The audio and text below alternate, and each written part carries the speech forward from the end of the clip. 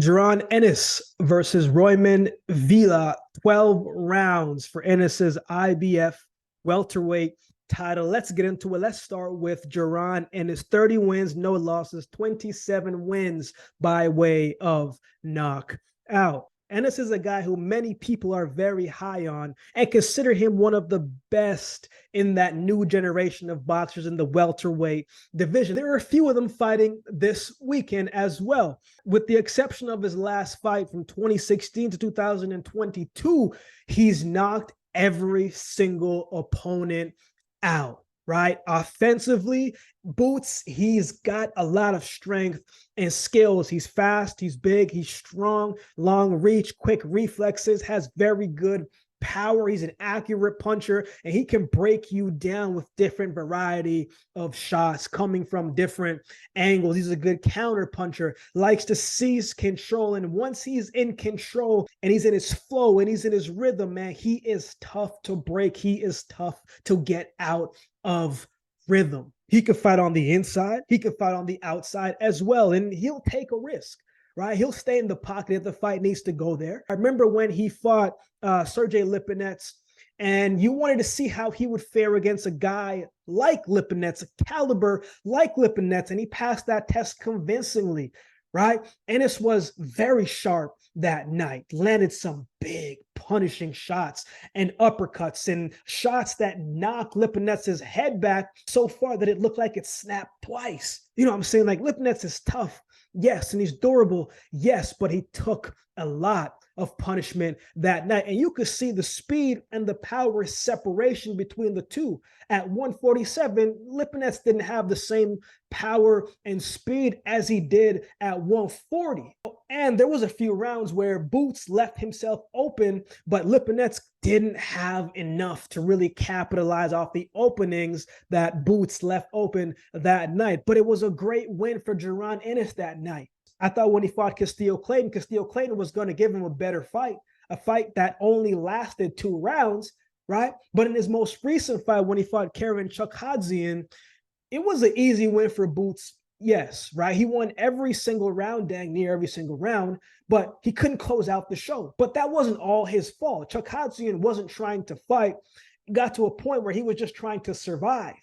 Right? It got to a point where he was just trying to make it 12 rounds. Ben Boots was having a tough time, though, closing off the ring and locking him into one spot and anticipating where his opponent was going to be. He couldn't find him. It was a different style that he had been used to, because prior towards that, everybody was right in front of him. There were a few rounds where Chukhadzian caught him reaching, right? And Chukhadzian lit up a 3-piece combination when Boots was trying to force his way to him rather than anticipating where he was going to be.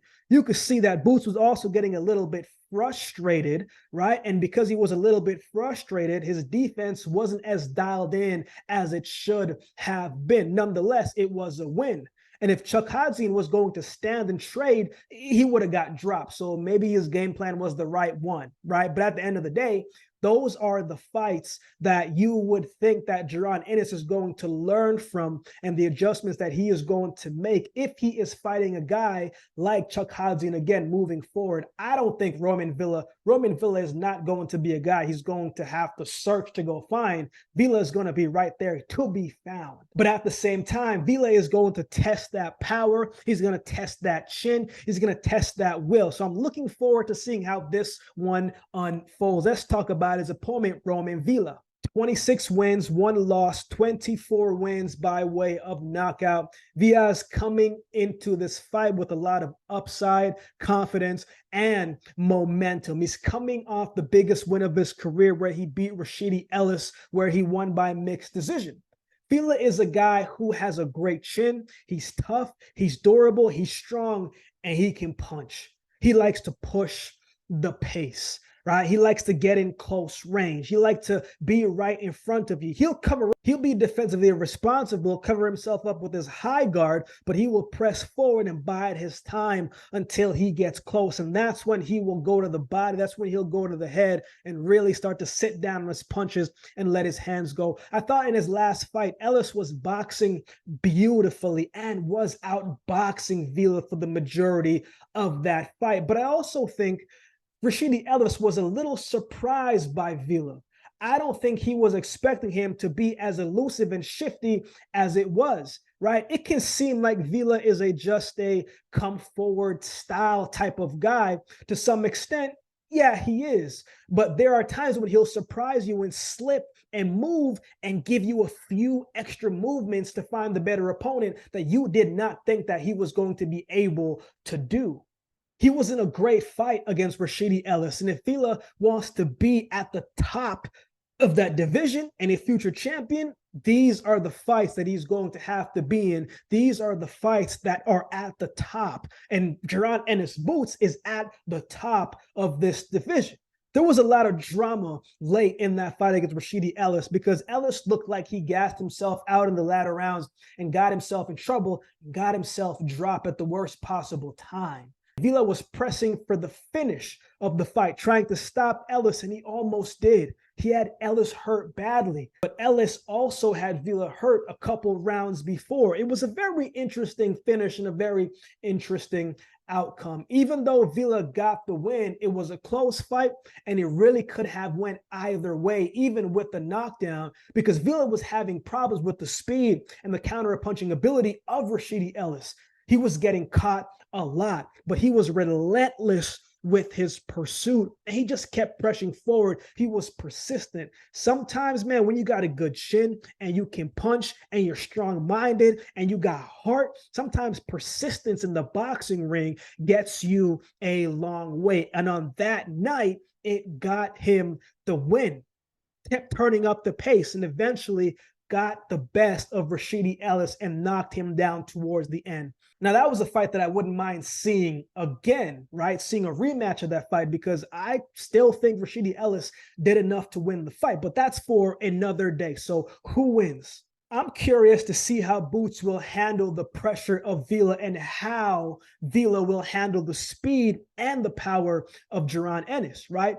This is a much better stylistic fight for Boots because Villa is going to be there. He's not going to have to cut off the ring too much like he had to do against Chuck Hodzian. But at the same time, you cannot take Villa lightly, right? Because he surprised Ellis, and Ellis is an excellent technical boxer. And Villa could surprise Jaron Ennis as well and make this a fight a lot more interesting. But I like Boots to win.